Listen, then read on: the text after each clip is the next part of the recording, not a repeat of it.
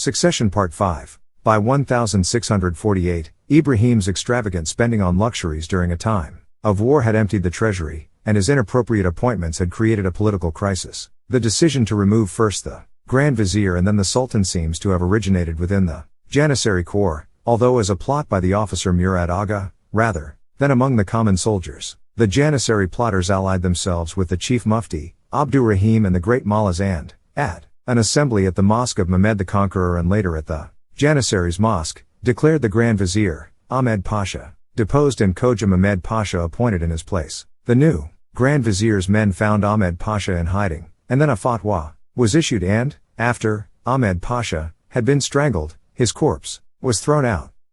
That day in the square, the people crowded round the corpse and cut it to pieces. And Abbas. With the removal of the Grand Vizier, the plotters agreed on the deposition of the Sultan and the accession of his 7-year-old son, Mehmed IV, 1648-87. When the Queen Mother, Kosum, refused to send the boy to the mosque for the ceremony of allegiance, the crowd went to the palace, where Kosum still resisted, complaining, in Khatib Chalabi's words, "For so long, you have permitted my son to do whatever he pleases. You never once advised him."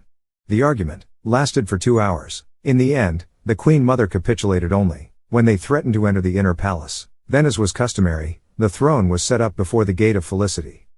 The Sultan ascended to the throne, and the men of loosing and binding acknowledged allegiance. And Abbas, Ibrahim, Khatib Chalabi continues, was imprisoned in the palace. However, when a rumor spread that some of the courtiers of the inner palace were planning to restore him to the throne, the chief mufti, Abdurrahim, issued a fatwa permitting the deposition and execution of a sultan who has caused disorder by not giving positions in the ulama and the army to worthy men, but to unworthy ones in exchange for bribes and Abbas. Then he, the Grand Vizier, and the Aga of the Janissaries entered the inner palace with an executioner, Black Ali. They unlocked the door of Ibrahim's prison, and Black Ali entered and strangled the deposed sultan. The sultanate now rested securely with Ibrahim's son, Mehmed IV. Effective power passed to Mehmed's mother, Turan Sultan. In the absence of any fixed law of succession, beyond the rule that the sultan had to be a male member of the House of Osman, and another that prohibited descent in the female line, most of the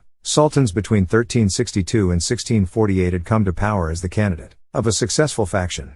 Before the execution of Prince Bayezid in 1562, the competing factions formed around the princes themselves, when they served as provincial governors during the lifetime of their father. The actual or imminent death of the father was a signal for fratricidal strife between the rival princes and their supporters. From the reign of Selim II, the system changed. Neither Selim's son, Murad III, nor Murad's son, Mehmed III, had brothers who were old enough to serve as provincial governors, with the result that both came to the throne with no rival faction to contest their claim. This set some kind of a precedent since, from the time of Mehmed III, succession was in practice by seniority. Furthermore, public outrage at Mehmed III's execution of his 19 brothers brought to an end the practice of automatic fratricide on accession to the throne, with the result that the sultanate no longer passed in unbroken succession from father to son. The principle of seniority was a fragile one. Neither Osman II nor Murad IV felt that it gave them security against rival claims by their